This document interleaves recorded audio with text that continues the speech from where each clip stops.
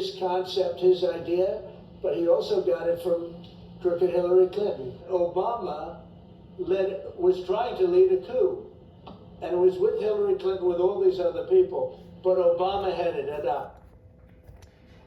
This is all so transparently a distraction from Trump's current Epstein files quagmire. Trump is trying to kind of Uno reverse the conclusion of the 2017 Russia investigation just to feed Fox News some much needed alternate programming during this last week. The Trump team is also using social media to just openly threaten the political prosecution of Barack Obama and his former aides. 2 days ago, Trump posted a fake AI-generated video of Obama being arrested by the FBI while Trump sits there smiling. He also shared this fake AI-generated image. They love the AI, don't they? AI-generated image of the, quote, Shady Bunch, basically a target list of members of the Obama administration.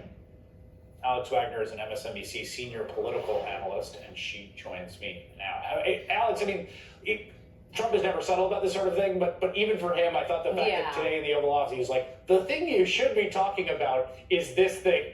What's really something of a tell. And like Barack Hussein Obama, have I not first of all, I would just note that the beginning of the strategy was like, let's talk about the Washington Commanders and change their name back, and let me bring that racial piece into it. Oh, let me go back to Barack Obama. Like the transparency around the strategy to like race bait the MAGA crew to chum the water and get their attention on brown folks. Like throw the brown folks into the dumpster fire while and like hopefully that like flame out will distract them and they'll stop talking about Jeffrey Epstein is like so shameless.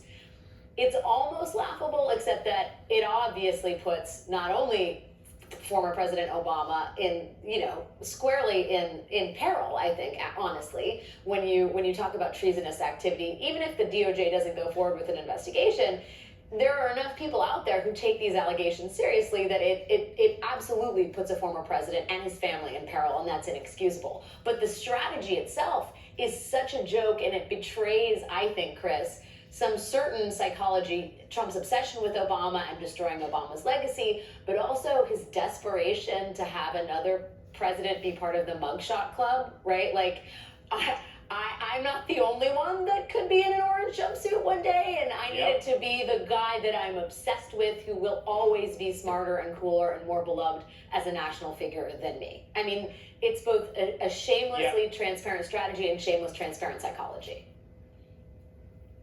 Yeah, I mean, I think that's 100% true. And your point there, I mean, when I was thinking about this today, sort of how to balance the kind of distraction versus like, this is an incredibly degraded and ominous thing for the sitting president to be doing, and would obviously be like the biggest story in a huge scandal in any other circumstance. When you think about the sort of question of like, he wouldn't go that far, would he, about a bunch of stuff?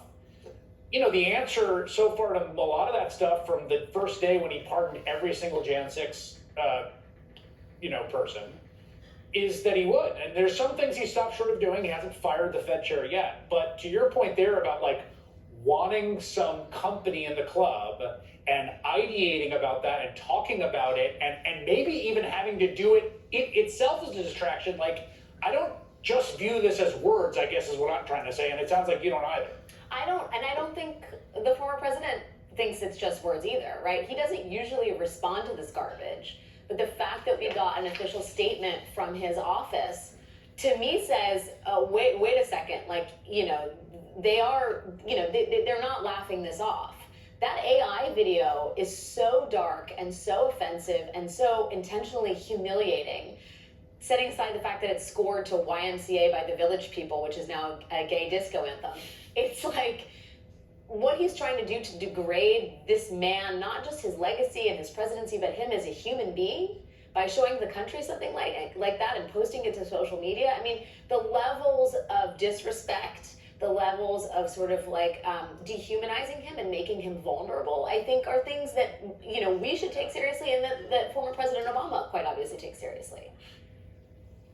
Yeah, I want to read, just because you mentioned it, we all were struck by the fact that, the president's office, the former president's office, doesn't put out statements hardly ever. I can't even remember the last time they put this out. Out of respect for the office of the presidency, our office did not normally dignify the constant nonsense and misinformation flowing out of this White House in response. These claims are outrageous enough to merit one. These bizarre allegations are ridiculous and a weak attempt at distraction. Nothing in the document issued last week undercuts the widely accepted conclusion that Russia worked to influence the 2016 presidential election, but did not successfully manipulate any votes. These findings were affirmed in a 2020 report by the bipartisan Senate Intelligence Committee led by then Chairman Marco Rubio. I did think the Marco Rubio mention there was well played. Yeah, I mean, that is the thing. His Secretary of State signed off on all of this. But you and I know this, Chris.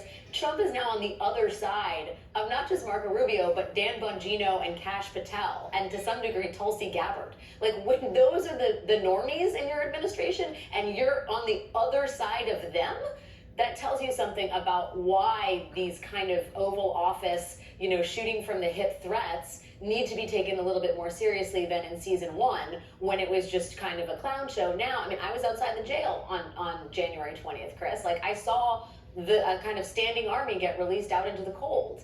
And that was serious. This is all serious. It's ridiculous and transparent, but it's also very serious.